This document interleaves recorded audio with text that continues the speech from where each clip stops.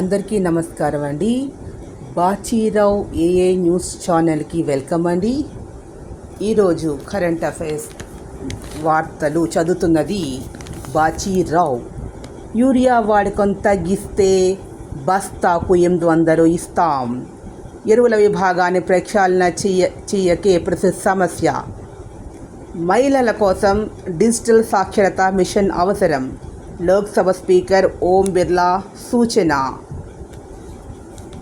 డిఎస్సిలో మహిళల మెగా ప్రతిభ.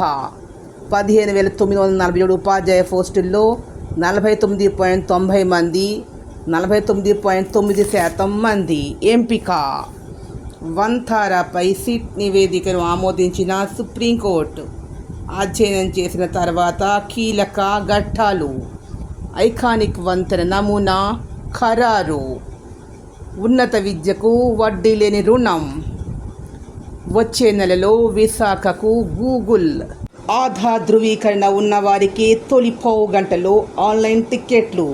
1 నుంచి అమలు చేయనున్న రైల్ని లేటెస్ట్ అప్డేట్స్ కోసం నిరంతరం చూస్తూ ఉండండి బాచీరావు ఏఐ న్యూస్ ఛానల్.